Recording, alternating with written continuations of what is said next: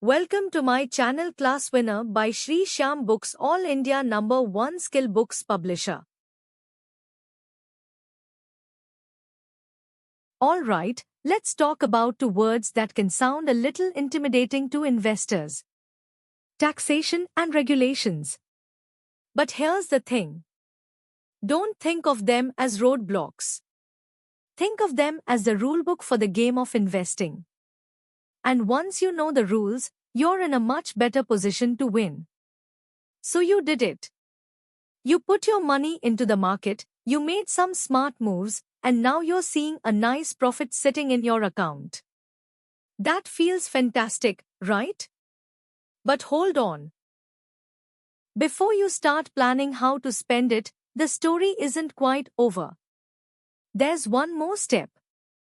Let's break down what happens next. Okay, let's dive right in. The very first thing we need to understand is what the taxman actually cares about.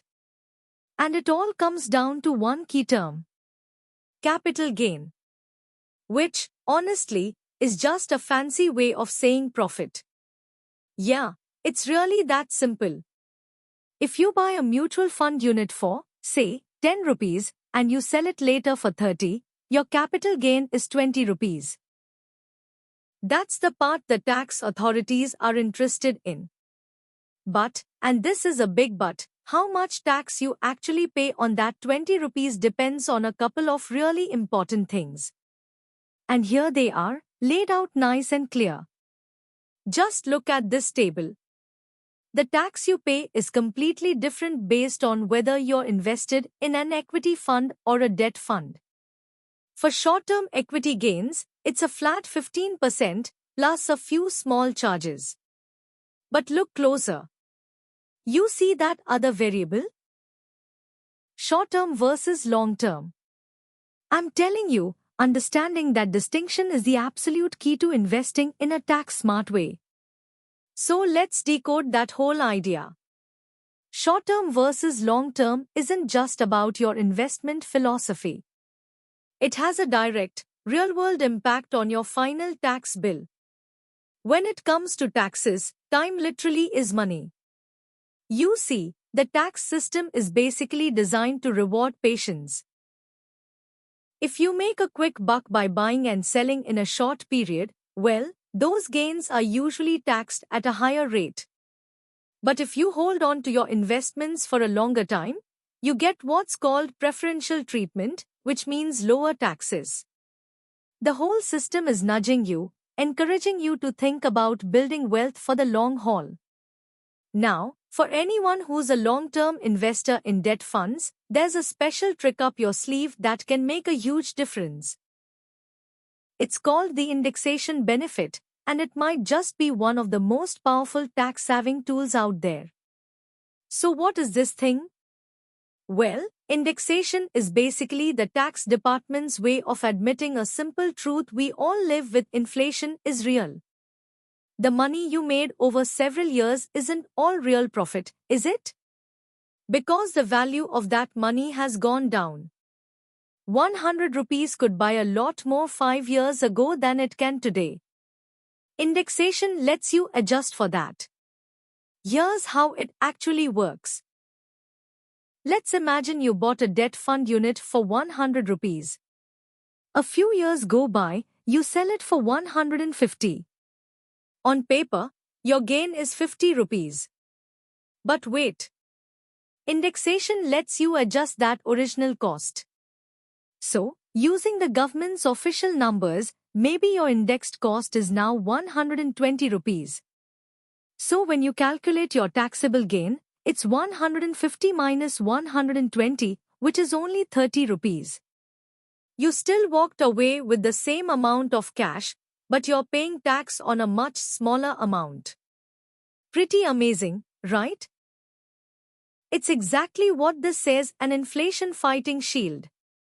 It makes sure that you're only paying tax on your real gains, not the portion of your profit that was just keeping pace with rising prices.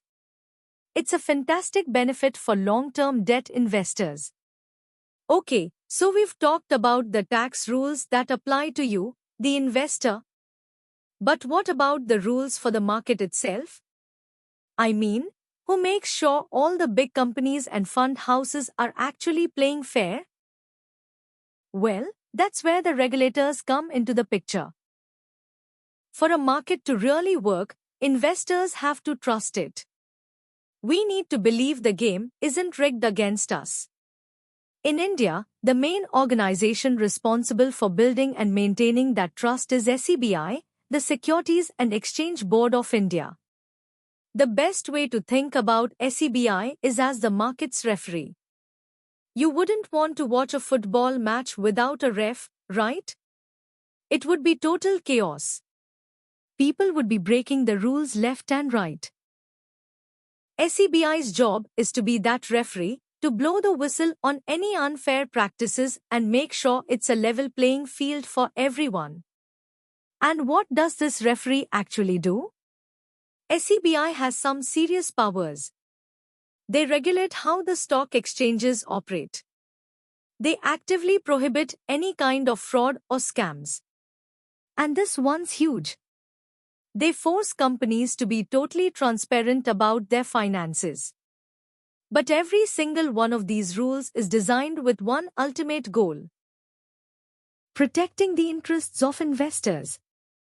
Protecting you. So let's bring all of this back home. Back to you.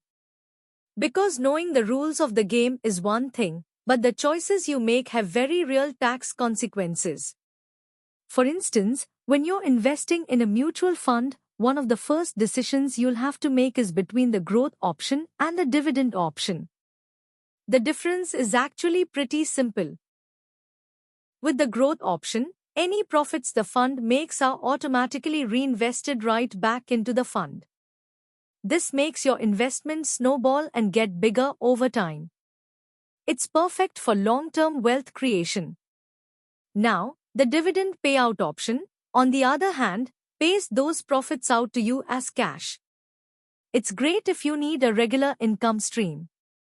But those dividends get taxed as part of your income, and the fund's value dips a bit after each payout.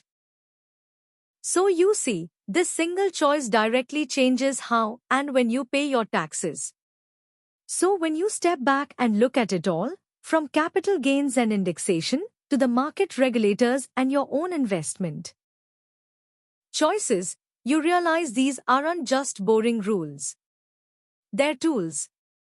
They're levers you can pull to build your wealth more effectively. So the real question is, now that you know the rules, how are you going to use them to invest smarter? Because at the end of the day, that's what it's all about. Thanks for watching. Don't forget to like, comment, share, subscribe.